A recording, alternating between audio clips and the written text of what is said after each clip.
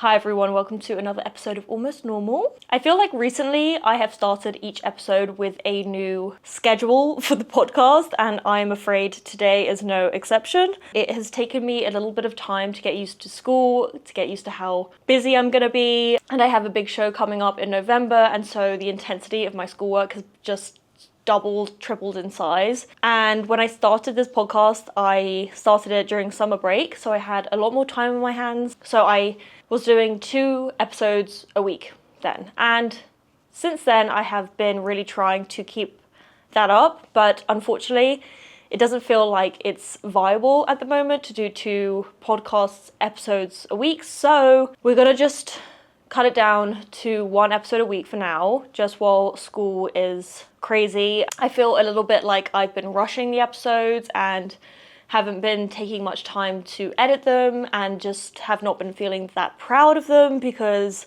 the workload has been so intense, and then I'm trying to get 2 episodes out a week, and I just feel like I'm rushing everything, and I'm like trying to edit the episodes in class, and then I'm like not concentrating in class, and then I'm also not really doing a great job at editing because I'm doing a bit of a half-assed job at it, just sort of trying to listen to it while my teacher is speaking, and it's just like not really been working. So anyway, in order to put content out that I'm actually proud of, I think I'm just gonna cut it down for now to 1 episode a week, and hopefully when I have a little bit of extra time when the semester is over, I'll be able to go back to 2 episodes a week because I really enjoy doing it. But for now, we're just gonna do 1 episode a week, and I am feeling a lot better about that. And I also don't want to put out content that I'm not proud of and I don't care about, and I'm just doing it because I feel obliged to put 2 episodes a week out. Like, that doesn't make any sense to me. You guys, if you're kind enough to listen to this podcast, I don't want to put anything out that I feel you would be wasting your time listening to. So anyway, that is the last scheduling change, I promise, for a long time. I promise. I will not be switching anything up again for a while. And I also a little bit wanted to get more into vlogs again, and doing 2 episodes of the podcast and a vlog in 1 week is just not gonna happen.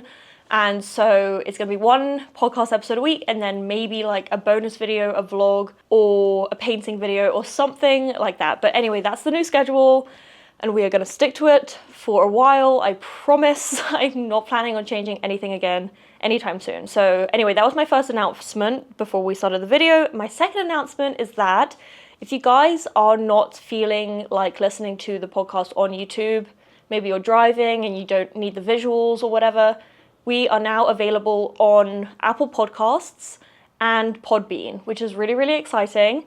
So if you just want the audio and nothing else, just go onto Apple Podcasts or Podbean, search up Almost Normal, and I will come up, and you can listen to all the episodes there instead. I know some people don't care about the visuals on a podcast, and I get that. So anyway, we have finally distributed to other platforms, Apple Podcasts and Podbean. So go check them out if you are not into the whole YouTube of it anymore. Totally get it. But yeah, that's my second announcement, which is very, very exciting. But yeah, I think last week I mentioned that I soon will have 4 years of sobriety, which is pretty crazy. It's something I never thought I would ever achieve, so it's insane. And it is now Monday, and this Saturday I will, fingers crossed, actually have 4 years of sobriety, which is kind of insane. And because it's such a big milestone, I feel like sobriety is on my mind a lot. It's a huge part of my life.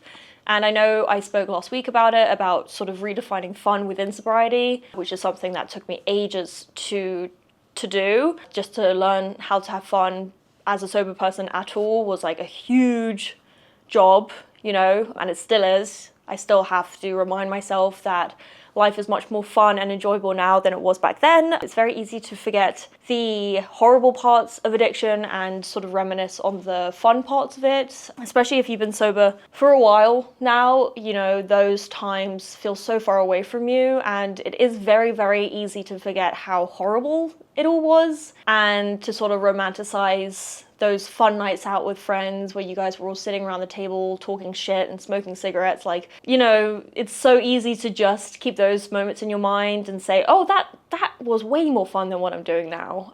So anyway, it is a constant job. It's a constant job to remind myself that life is much more worth living now than it was back then. And to remind myself that there was a reason that I got sober, and getting sober is not an easy task. And I have never ever met anyone who wanted to get sober. I've actually never met anyone who just wanted to get sober just because, you know? The only people I've ever met who wanted to get sober were the people that's lives were crumbling around them, and it was like either death or sobriety, and that was it.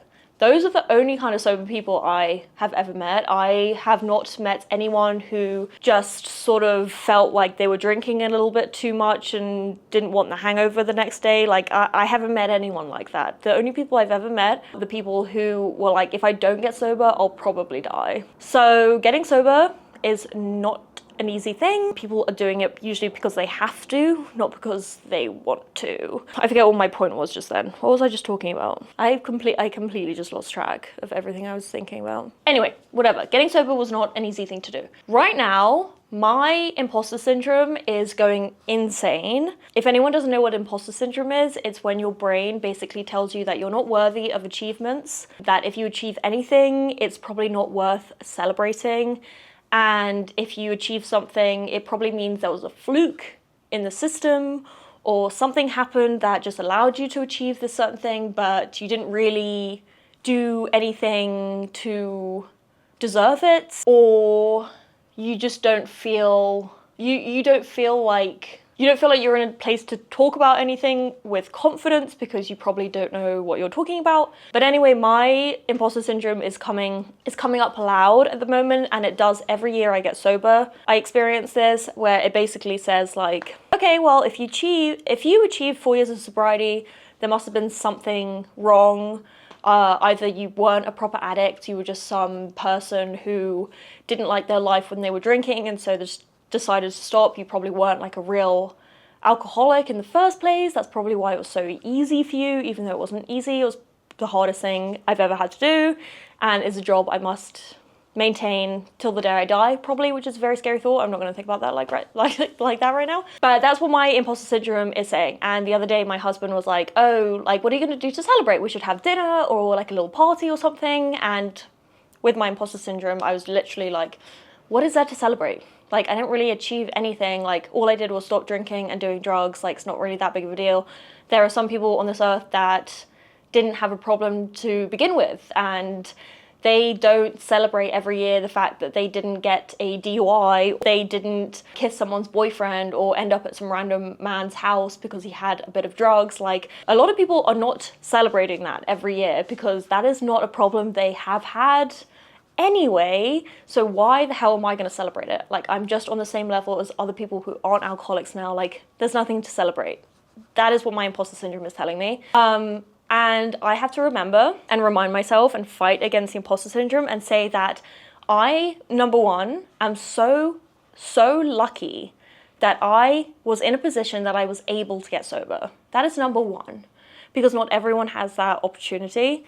And number two, I need to remind myself how horrible it was before I got sober, and how much I did not really want to stay sober, and how much I loved getting fucked up and getting wasted, and how much it helped my anxiety and OCD in the moment, and how scary it was when I had to live life and just like fucking raw dog it and not, have a beer at lunch to just sort of take the edge off, or do some coke to make like conversating easier with people at parties. Like, that was not an easy thing to do. None of those things were easy to accept. When I first got sober, I was like a hermit because I had no confidence whatsoever. I was just like spat out by alcoholism on the street, and I just had to like figure out my whole life from then. So I have to remind myself that what I did is an achievement, and what I did, not everyone gets to do. Reading about Liam Payne the other day was really upsetting because, again, that is someone who obviously was struggling with addiction and mental illness, and I guess they just never found themselves in a place to help themselves and try and recover and try and move on with their lives. So when I hear stories like that, it does sort of bring me back into reality, and it does remind me how absolutely lucky I am that I was able to achieve this thing. But my imposter syndrome does take over a lot of the time, and it just tells me that this is nothing to celebrate, this is no achievement, this is just normal life, like everyone lives like I do now. I just had to do all that work to basically be like a quote-unquote normal person, which by the way don't exist. I don't think I've ever met a normal person. I don't even know what that means. No, I don't even know what that means. But anyway, since I'm 4 years sober on Saturday and it's Monday, I'm not quite 4 years sober, but like fingers crossed the next 4 days just go smoothly and I'm able to not drink or do drugs for the next 4 days. Fingers crossed that happens. So if everything goes well, if everything goes as it's been going, I will have 4 years of sobriety on Saturday. And I wanted to talk about some things that I have learned in sobriety so far. I know people that have 30 plus years of sobriety and they say that they learn new things every year. And I have 4, and I know that from 1 to 4 years old in sober years, I have learned so many different things each of the years. So I like to say the things that I've learned in sobriety so far, because there's always something more to learn. There's always something more to learn about yourself. There's always something more to learn about other people around you. There's always more stuff to learn. There's always more information to take in. So anyway, I'm just saying the things I've learned in sobriety so far in my 4 years. And I wanted to do some today and maybe some more next week because there's a bunch of stuff, but I kind of want to go like in depth about some of the stuff, and I don't just want to like whiz past everything. So I'm going to do some now and maybe some next week. And you know, as much as this is for the listeners of this podcast, it is also for me to remind myself of the things that I value and appreciate now that I did not value before. Things that I definitely take for granted nowadays, just the way I am, just the way I think about things. Like, it just seems all normal to me now, and I don't really understand sometimes that when I was drinking and doing drugs, I was not thinking like that. I was not approaching life in these ways. And I was sort of just flailing about and really struggling to survive and have any joy in anything. So as much as this is for you guys, it's also for me to remind myself of everything I should be grateful for, everything that I have learnt, and everything that I can do now that makes my life so much calmer and easier than it was back in my using years, which were no fun. I can tell you that. Like, that was fun, but not a lot of it, honestly. They always say in alcoholism, like, it starts with fun. Drinking is fun in the beginning, then it's fun with problems, then in the end it's just problems. And that was me. Like, in the end, I was just drinking and doing drugs to basically make myself feel better for the problems I had caused last time I got drunk, and then in turn causing more problems. And it was never really fun in the end. It just sort of became like dealing with the problems I had already created, and by using alcohol and drugs to deal with those problems, I was in turn causing more problems, and my life was just like a huge big problem all the time. And like, getting high wasn't really fun anymore. It just made me feel relieved of sort of the mental strain I was under. You know, it wasn't, if you imagine that my life when I wasn't high was like down here, and then when I actually was high, it was like leveled, and then it would go all the way back down again. Like, my life was never up. My life was never like going over the average. It was just always sort of like staying on one line and going down and staying. So anyway, I'm going to talk about some stuff. Excuse me. I'm going to talk about some things that I have learned in sobriety. Okay, so the first thing that is on the top of my list is, in most arguments, disagreements, or falling out, you usually have a part to play. This was really, really hard for me to wrap my head around, because as an alcoholic, I always thought everything was everyone else's fault. I never took accountability for anything I did. I always blamed everyone else for literally everything, even if things had nothing to do with anyone else and they were completely all about me. I would somehow find a way to blame someone else and to say that's their fault, they're the reason this has happened. And it definitely caused me to burn a lot of bridges in friendships, because it's not fair to constantly blame other people for your own actions, or fully blame someone else for the reason you two fell out. Usually it kind of takes two to tango. It usually does sometimes have something to do with both sides of the partnership, if there is a falling out. I had so many times where I would find out that a bunch of my friends were hanging out together and I was not invited. And I would feel so much anger and resentment towards those people, and I would be going crazy in my bedroom at home, being like, what did I do? Like, how rude of them. Like, how could they not invite me? Like, what the hell? Why don't they want to be my friend? Like, texting them nonstop, saying like, what have I done? Like, you have to tell me what's happened. Like, you can't just leave me in the dark like this. This is not fair. Like, what are you doing to me? Like, you know, just like, and forcing myself upon people to try and get an answer out of them. And the answer I wanted always was, oh, I'm sorry, I did something, you're all good. And like, if I ever did get an answer from people, it never was that. And it left me in,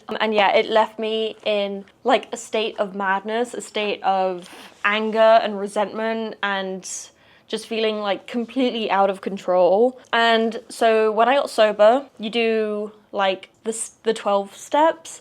And one of the steps is you want to write down a list of everyone that you feel like you have a resentment towards. And then you sort of have to reflect on what your side of the street looked like in that situation, and like how you possibly could have caused that person to not want to talk to you anymore, or say that rude thing to you, or do that to you. And I will say that when I look back on all those times where I was crying in my bedroom, wondering why my friends didn't want to talk to me anymore, sitting down now and going through those moments and finding how I was accountable for those things is like the biggest relief in the world, because I spent so much time being so angry at these people. So much energy was spent on thinking like, oh, when I see that person, you know, I'm gonna have so much to say, I'm gonna have so many questions for them. And when you start to pinpoint your part in these issues, and you can start to sort of focus the situation more on yourself, the relief it gives you is kind of like unexplainable. I think what happens is that when you feel like someone has just done you wrong, it makes you so angry. It can make you feel so angry, and you can victimize yourself. And you can say, how could this person do this to me when I'm such a lovely person? I'm the best person in the world. I haven't done anything wrong to them. Like, how can they treat me like this? And it like builds your anger, because you're just like putting yourself up on this pedestal, and then you're making this person seem even more horrible, because you're like, wow, how could someone treat me so wrong when I did nothing wrong to them? And you become angrier and angrier, and your ability to see any good in them disappears, and they become this huge problem in your life that you think about all the time and you're resentful towards. And that's how an alcoholic usually deals with problems, is they put themselves on a pedestal, and anyone that wrongs them, anyone that doesn't want to hang out with them anymore, any boyfriends that break up with them, anything like that, like, you treat that person like they're the worst thing in the world, and you just want revenge, and you want answers, and you want to know how someone could hurt someone so gracious and well-spirited and lovely like myself. And like, you just need to understand why they did that to you, and it becomes an obsession. And I am someone who becomes obsessed with situations like that, and I need the answer, and I need to understand things. And the truth is, you can't control anyone. You cannot force anyone to tell you why they don't want to be your friend. You can't force anyone to be your friend. You can't force anyone to do things they don't want to do. You can't force anyone to answer your phone calls when you call them 60,000 times. You can't force anyone to reply to your texts. You can't force anyone to tell you the truth. You never even know if people are telling you the truth. Like, if someone were to tell me why they didn't want to be my friend anymore in those moments where I thought that I was the greatest thing in the world and they had really hurt me, like, how am I even knowing that they're telling me the truth? You can't rely on other people to make you feel relieved in a situation. And so being able to sit down and say, oh, I did this and I did this, it sort of starts to level you and the other person out a bit more, and you don't feel so hard done by anymore, because you can start saying like, oh, well, you know, if I did that, I can kind of understand why that person would do that, and like, oh, maybe I should apologize. And like, I swear to God, there are some scenarios that I went through in my life where I was like, this person is the devil. How could they treat me like this? They are the worst person in the world. All I ever was good to them.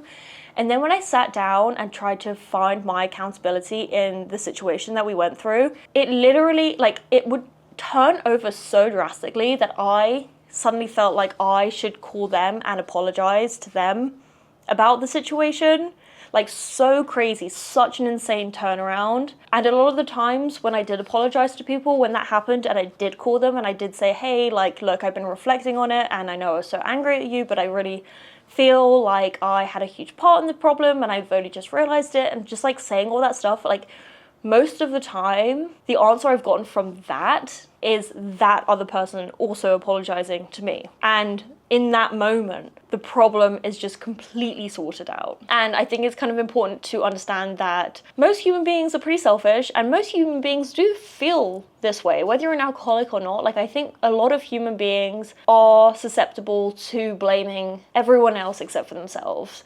And I think that is just a little bit human nature. And this is one of those situations where I'm actually kind of grateful that I'm an alcoholic, because if I wasn't, I would not have to really sit down and think about all these things and think about how I actually probably hurt other people. And I would probably just like live my life feeling kind of angry at this person forever. But because I'm an alcoholic and I'm going through the steps, I'm forced to sit down and face up to the things that I have done. And I can tell you that is such a relief, because I would wake up with intense anger and resentment towards people.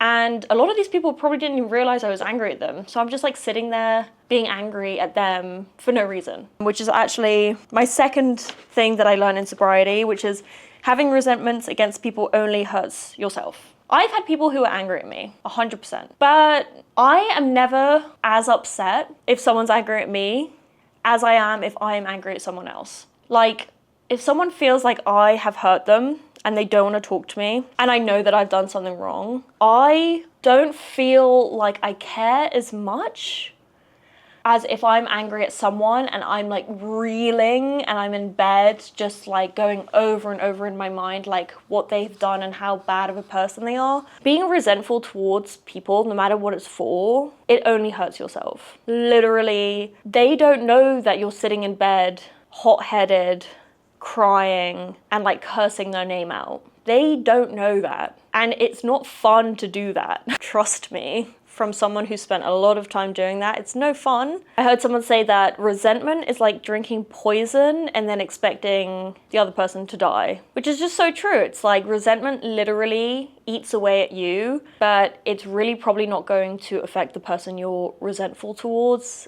in any way. And so being able to find yourself accountable for your disagreements and seeing like what part you played in them helps so much with getting over the resentments, because it takes you off of that pedestal and it makes you just a normal human being just like the other person is, and it makes you susceptible to mistakes, and it's not this huge giant power clash where you're a god and they're the devil and you're sort of creating this like madness. It's just like you bring yourself down, you put the other person on the same level as you, and you say we both made mistakes, and it's like the calmness that comes over you when you're able to do that is immense. Highly recommend.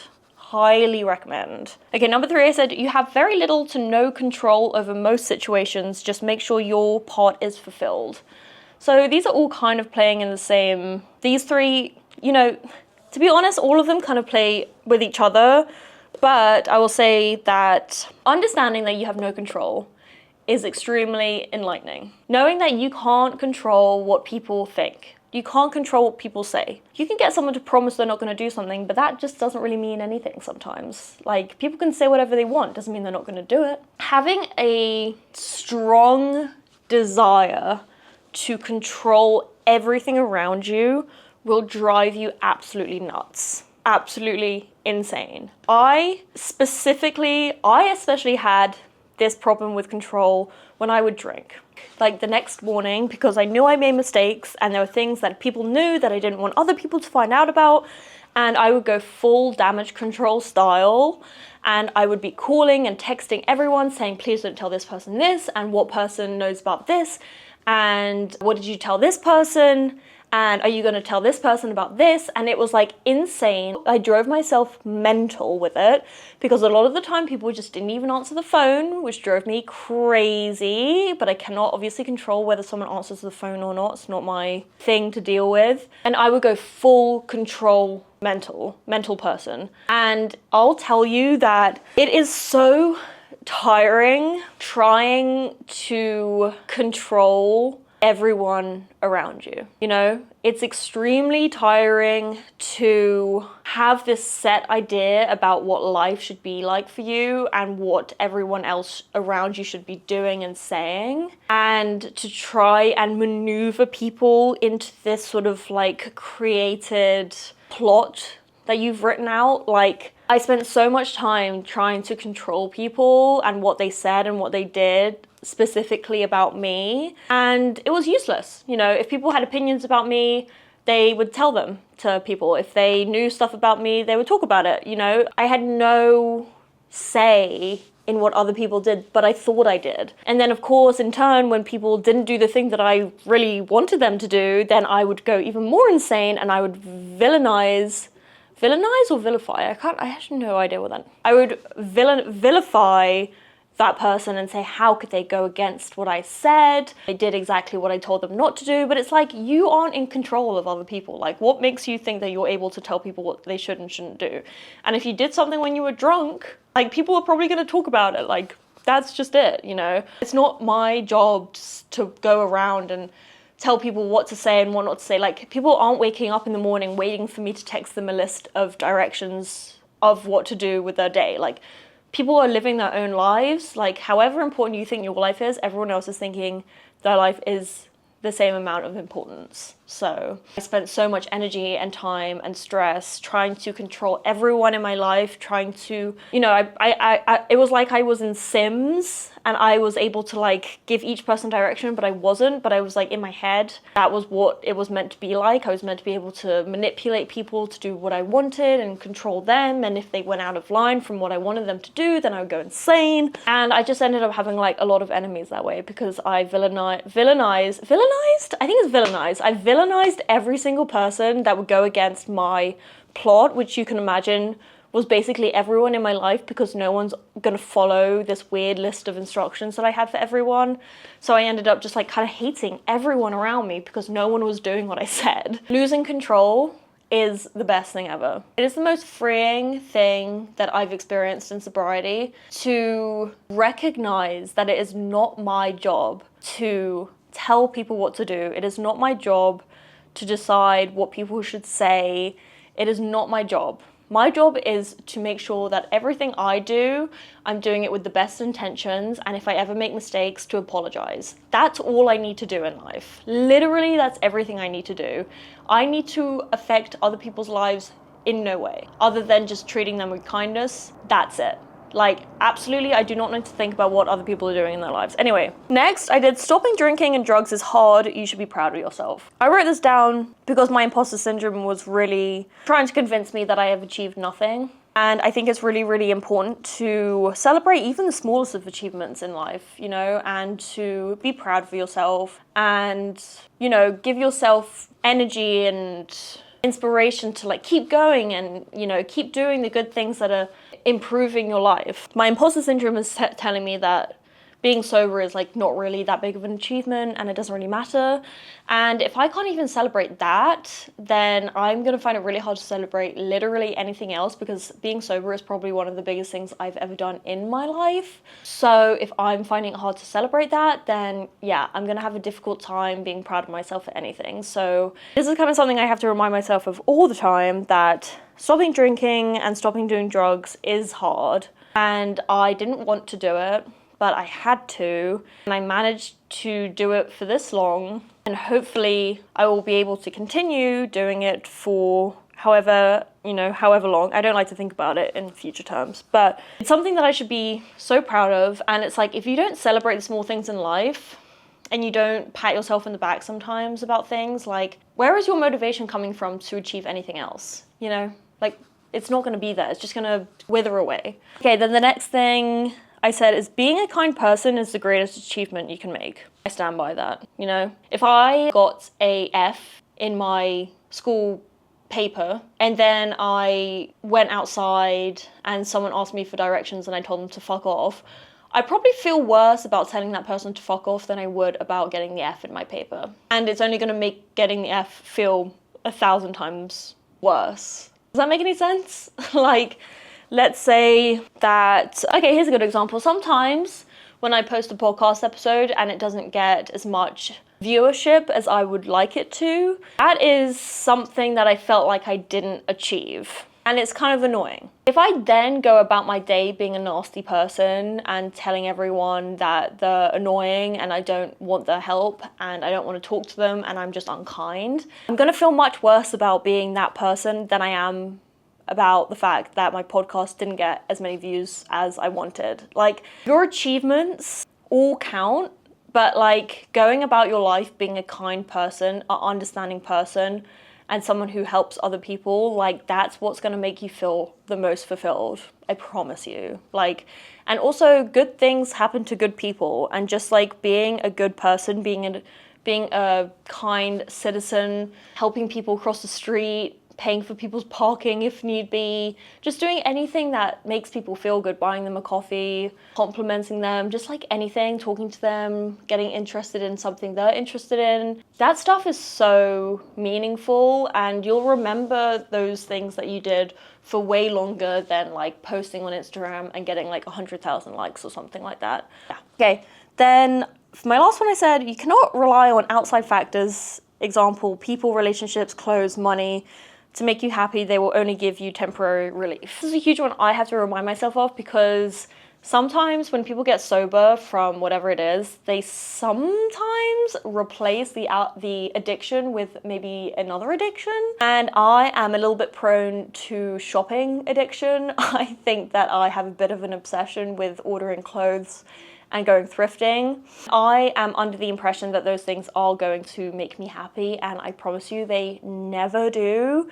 Not once have I been in a bad mood and then received a cute sweater and then like felt better. Literally, that has never happened to me before. Maybe it's happened to some people, but for me, that has never happened. Maybe like a slight second of relief being like, oh yay, my sweater's here, but then like I'm instantly going back into my bad mood. Like, it's not the same as having a great conversation with your mom or a friend, or catching up, or like being there for someone. Like, those things will genuinely give you relief from your own pain and discomfort.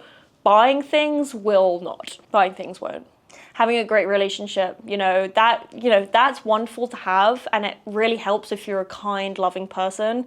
But having a loving relationship is really, really hard if internally you're like feeling crappy, So just know that your happiness lies within. Like, you don't need anything else to make you happy. I have been the unhappiest I've ever been on really great vacations with my family. And I've been the happiest I've ever been in the back room of a church, drinking stale coffee with strangers, talking about life. Just a fact.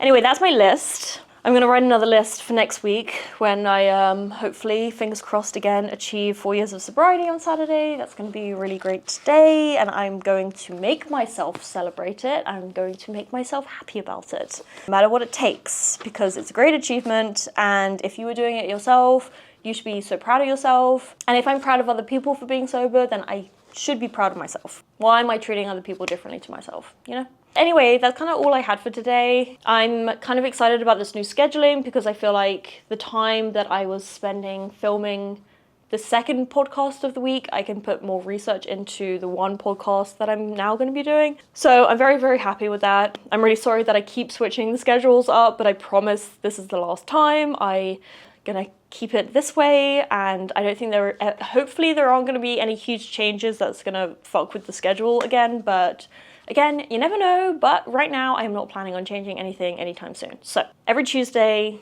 I'll see you here, and and I love you guys so much. And if you're feeling a little bit imposter syndrome-y, just understand that you deserve everything you have achieved, and there's a reason you achieved it, and there's millions of people in the world, and you achieved that thing because it's you, and there's no other reason than that. And I love you, and I'm really proud of you, and you should be proud of yourself, and I'll see you next time. Also, if you haven't subscribed yet, please make sure you subscribe. It's super helpful to me, and will be super helpful to you, because you can see every time I post something. But anyway, I love you guys so much. Thank you so much for watching and listening, and I will see you next time.